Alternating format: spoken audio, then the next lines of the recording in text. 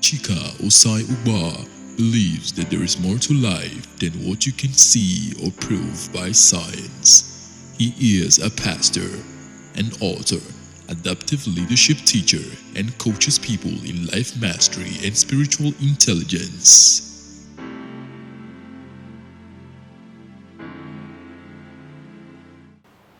Welcome to another amazing moment here on my channel, where I talk about issues relating to spiritual intelligence and emotional mastery.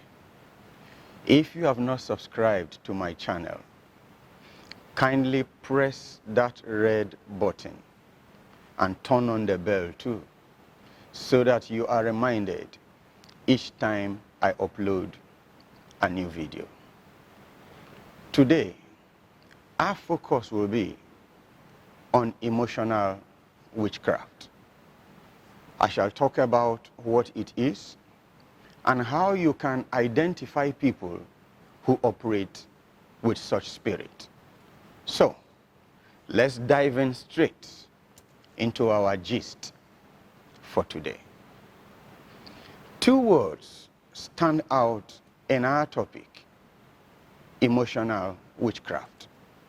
Emotion has to do with feelings you experience in your relationship with people. While witchcraft, on the other hand, refers to a force that imposes its will over you through spiritual power or through spiritual means. Four terms are used in the Bible to describe witchcraft. The first term is koshaf.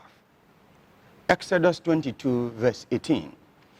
It refers to a sorcerer who uses incantation. The second term is pharmakia.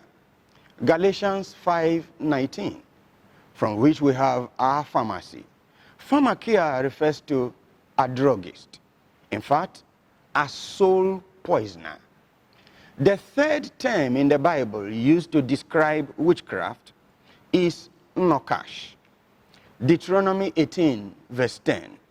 Nokash refers to a person who uses enchantment to stir up forces of nature to work for him or for her. While the last term is kesem. 1 Samuel 15:23. Kesem refers to a person who casts emotional arrows and stabs the heart. Kesem, someone who casts emotional arrows and stabs the heart. Kesem, therefore, describes emotional witchcraft as it uses human feelings to manipulate others, to impose its will over your circumstance and over other people. Kesem is our focus in our discussion about emotional witchcraft. If emotional witchcraft then casts emotional arrows and stabs people's hearts, how can we identify people who operate in and with emotional witchcraft? There are certain characteristics or signs that will help us identify people who manifest emotional witchcraft. One of such signs or characteristics of people who manifest or operate in emotional witchcraft is that they carry a negative energy. In another word, they spread a negative atmosphere. There is this strange presence that comes with people or goes with people who manifest emotional witchcraft. And when I mean strange presence, wherever they show up, there is this strange atmosphere that goes with them. Whenever they show up anywhere, the climate changes. And you notice that something is wrong. The atmosphere changes immediately they walk in. This atmospheric change was never there before they walked in. And you notice deep down in your spirit that, look, something is wrong. Something is wrong. What is it that is wrong? It is the spirit with which they came into that person. I mean, into that space. This person's presence attacks your peace. This person's presence attacks your emotion. This person's presence makes you uncomfortable. Their presence attacks your peace and offers you confusion in the place of peace. Their presence makes you edgy, tensed up, and nervous. The atmosphere feeds on their spirit.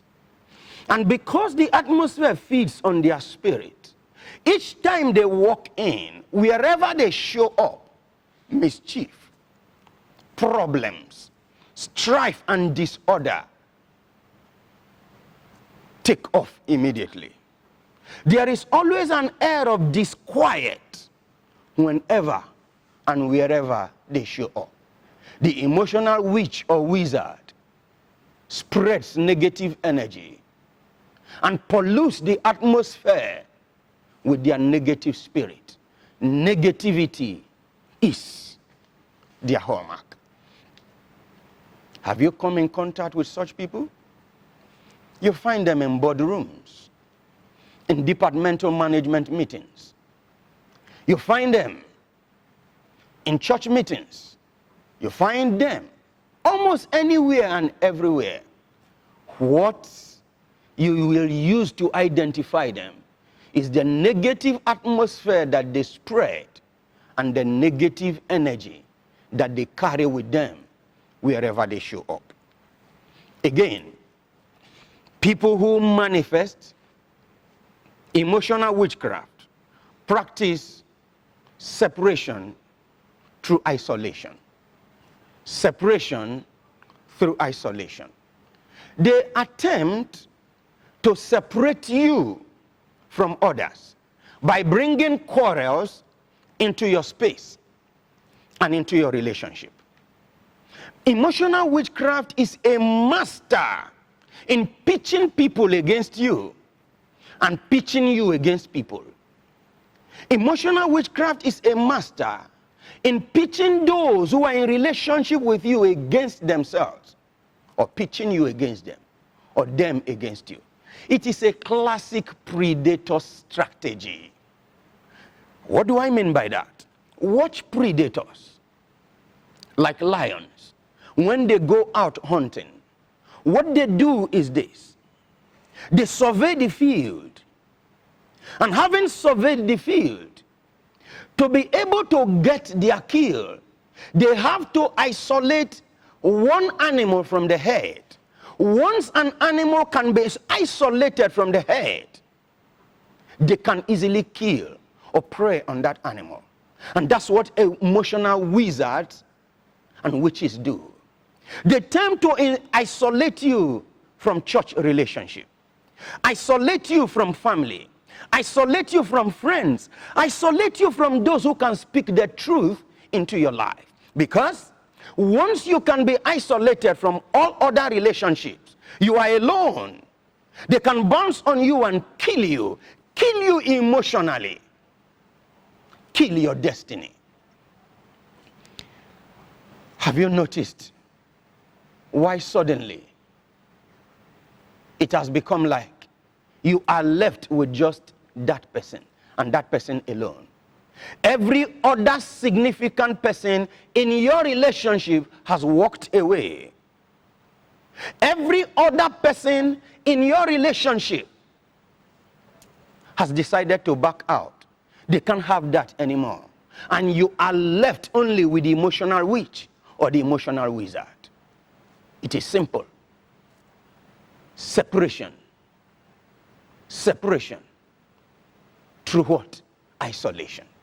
Once you have been isolated, they pose as your best friend while sowing seeds of suspicion in your heart.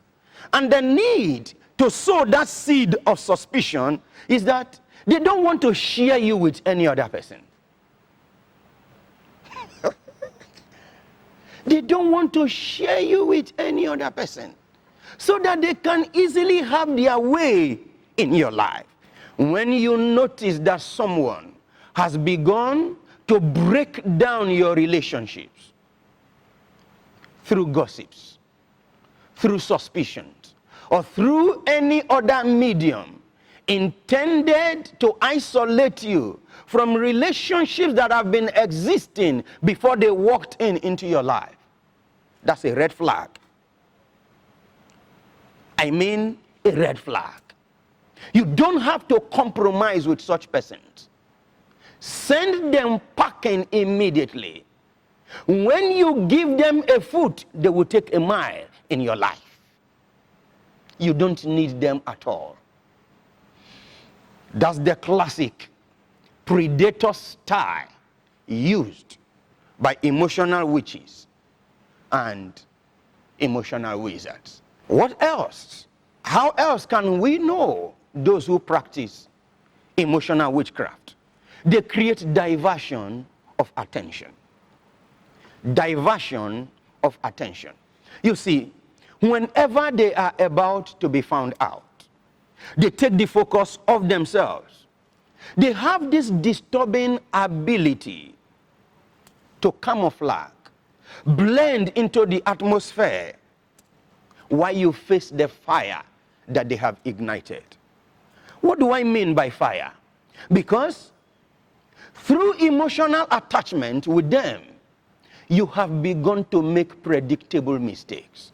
I mean, mistakes that are out of character. This is not who you are. This is not who you were. This is not who you ever thought you will be. But based on your association and relationship with the emotional witch or wizard, you had begun to make predictable mistakes. A seed of rebellion had been sown into your lives. And what then do? They lie low. They leave you to take the fire.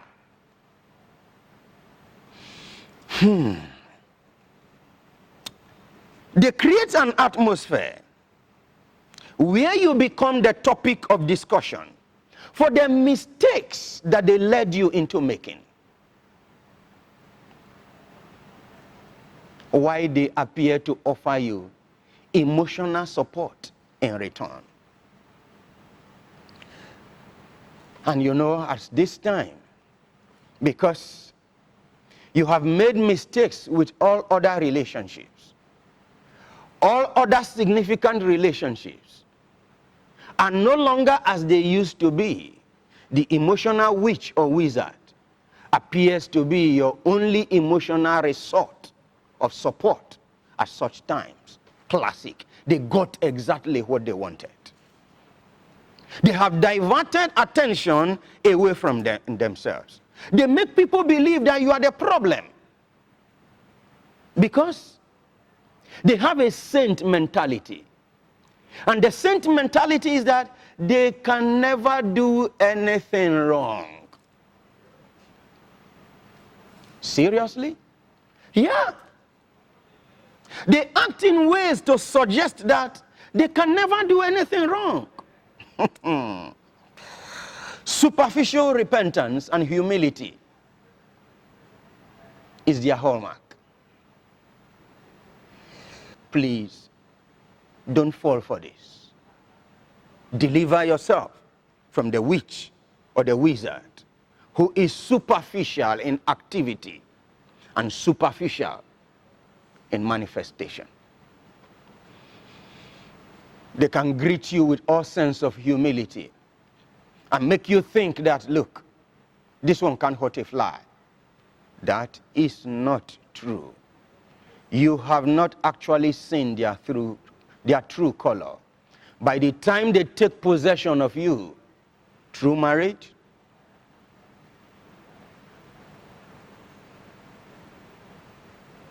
is that all? No. True job, is that all? No. True soul exchange, you get to really know who they are. Pure emotional wizard or purely an emotional witch.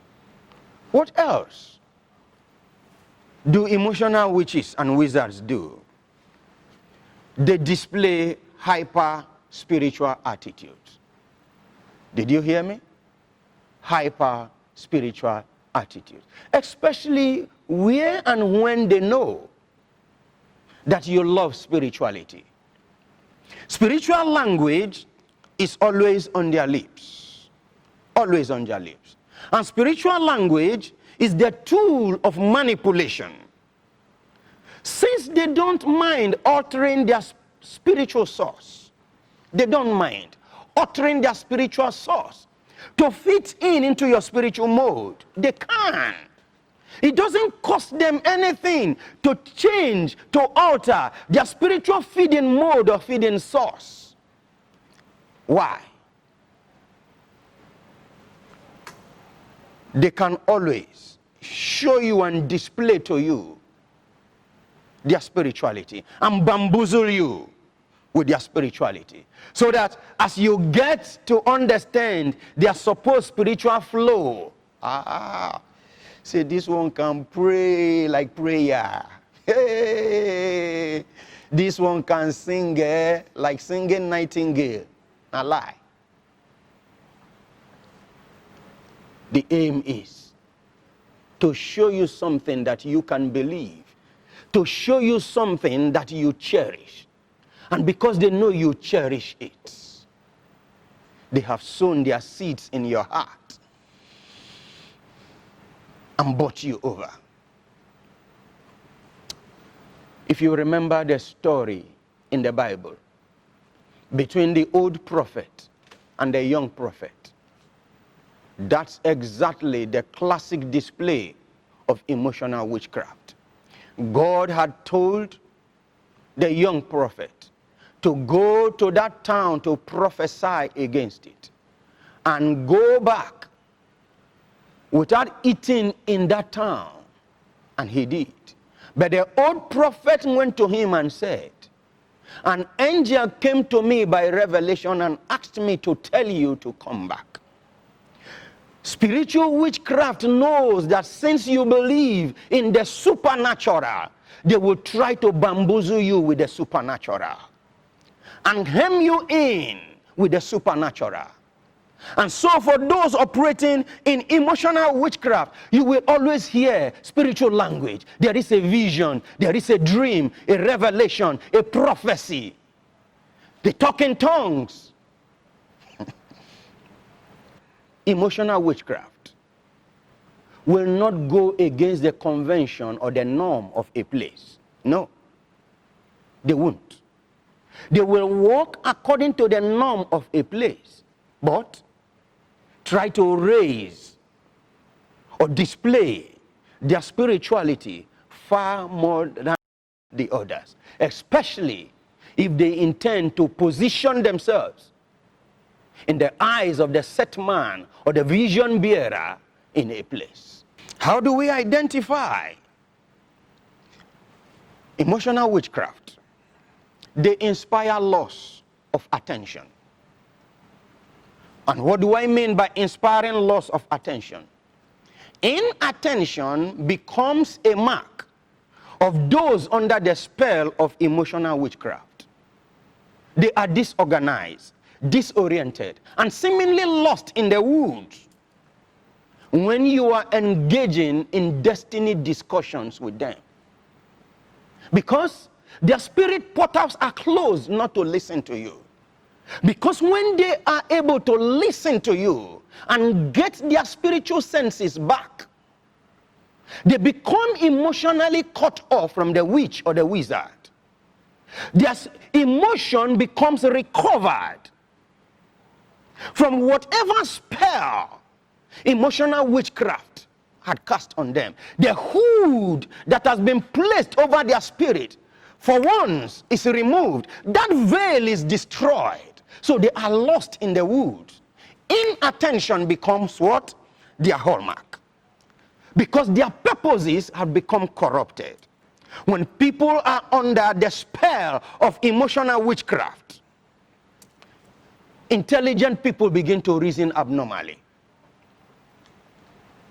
And you wonder, this guy is intelligent. This lady is intelligent. But how come he is reasoning this way? She is reasoning this way. Something has gone wrong with their emotion. There is an atmosphere that has been generated to cover their spirit. And what? Diversion has come into their spirit man, and their emotion cannot hold anymore. And you begin to wonder, this is not who she was. This is not who I know her to be. How come that suddenly she is reasoning out of character? Emotional witchcraft has played a fast one on him or on her. Holding life-changing destiny discussion with whoever is under emotional witchcraft is tough, because there is no longer emotional connection with you as it used to be. There is emotional distance. There is an emotional wall. The attitude now is like, talk so that I can walk away. Or, whenever you finish talking, make me know, because I'm not interested in this discussion anymore. That is the time to know that something is acting against her emotion. This is not my wife. This is not my son. This is not my daughter. It's time to take charge over his or her emotional atmosphere and impose the right spiritual emotional sanity over his or her mind. Furthermore, those who are under the spell of emotional witchcraft will notice that there is an attack on their sense of identity. Emotional witchcraft attacks your sense of identity. They make you lose your identity. What do I mean by identity? Your identity is who you are. Your identity is who you are building yourself to be. Your identity is your sense of purpose, what you intend to achieve, who you want to be in life, your reference point. But note this: when you begin to feel and think that your life is no longer complete with someone, that someone is an emotional witch or witchcraft or wizard. Because remember, earlier they have isolated you from significant relationships. They have imposed themselves in your present. The only one who appears to be of emotional support is him or her. Your sense of identity has just been taken away. They have created an attachment, a bond with you through sex, smooching, kissing, necking, petting, exchange of gifts, and through any other medium that they know appeals to you. And so all of a sudden, your life appears to be hollow, empty, because you feel that if he or she is no longer in your life, your world has crumbled. Oh, come on, break that hold. Even now. Again, what do we notice? Emotional witchcraft manipulates your emotion.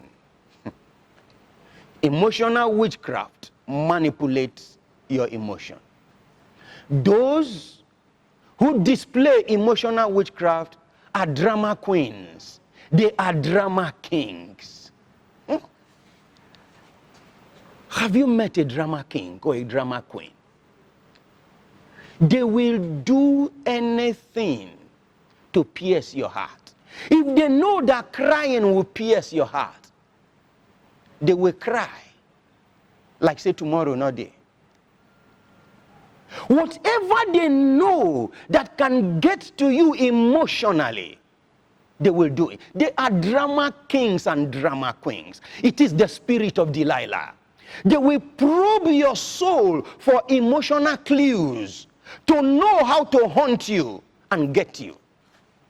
Was that not what Delilah did? The Bible tells us that Delilah kept vexing the soul of Samson until Samson couldn't hold it anymore. Emotional witchcraft will keep probing your soul for emotional clues to know how to get into your life. They can act, oh. I mean, they can act. Dramatis personnel. That's who they are.